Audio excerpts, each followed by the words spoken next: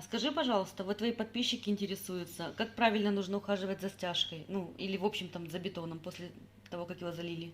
Ну, во-первых, он должен быть всегда во влажном состоянии, потому что как он только пересох, он набрал ту прочность до того момента, как мы дошли. Вот, он должен быть всегда во влаге, вот как этот порог, например. Мы его должны хотя бы какой-то тряпкой накрыть влажной, вот так, и поливать ее. Поливать все, чтобы влага везде оставалась, чтобы он всегда был смочен. Таким вот образом. А вот строители после того, как залили, это входит в их обязанность? Нет, конечно, они свою работу сделали, бабки получили, все.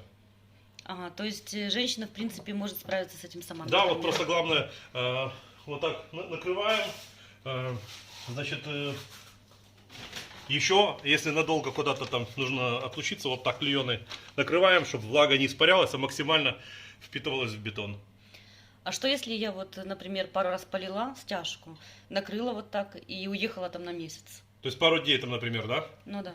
Ну, смотри, мы сейчас таблицу вставим по набору прочности бетона. Если 2 дня мы поливали стяжку, она дошла до такого состояния, пересохла. И 2 дня ей ровно, и она высохла, полимеры перегорели. И все, она набрала от 10 до 40% прочности. Это 40 это при том, что будет 30 градусов. А 10, там, 20% это если будет комнатная температура градусов 25. Поэтому если 2 дня просто пополивать, все, это все, перегорит полимер. Да, там поливать ее можно, с годами она там потихонечку будет там как-то там кристаллизироваться, что-то будет какая-то прочность. Но реальная прочность, именно марка, та, которая там на мешке цемента указана, она не наберется, и все, это запоренная стяжка. То есть не надо вестись на тот обман. Если вот пересох бетон, все, это уже полимеры перегорели. Ага, хорошо, но это в доме или в квартире. А если мне вот строители залили ступеньки на улице, а там солнце, ну, там прямое попадание лучей, жара невыносимая? Вот вообще таким же методом накрываем тряпкой. То есть если стяжку, например, да, мы там намочили ее, или она просто влажная, в принципе, мы можем ее клееной накрыть. Это в доме, там вот в комнате где-нибудь. И опять же, если с окна солнце не светит прямо сюда. Ну, если есть возможность, конечно, тряпками накрыть стяжку, это, конечно, ну, специальное волокно продается, то есть я не вижу, в принципе, проблемы, оно дешевое, там, квадратный метр вообще стоит что-то в районе $2. Я не вижу проблемы для того, чтобы у вас теплые полы, вот надо вот за ними вообще определенный уход, чтобы они выдержали всю марку, для того, что они когда будет нагреваться, они будут расширяться, то есть бетон должен быть прочный максимально, вот.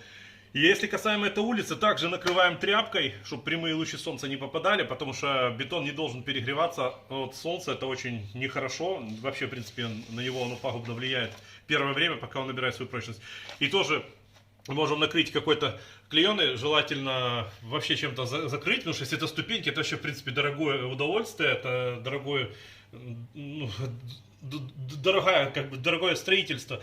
И там нужен особый вообще подход. Также накрыть и максимально сделать так, чтобы вообще что-то солнце отражало вообще. Вот тоже клееной накрыть, также, чтобы испарение влаги не происходило, потому что будет испарение очень быстро происходить. Сейчас мы вставим таблицу, друзья, вы посмотрите. Таблица это мировой договоренности вообще там по строительству, то есть вот это люди пользуются этой таблицей, и чтобы у вас было понимание, сколько дней вы выдержали стяжку и сколько она у вас реально набрала прочность. Подписывайтесь к нам на канал, у нас много очень полезной информации.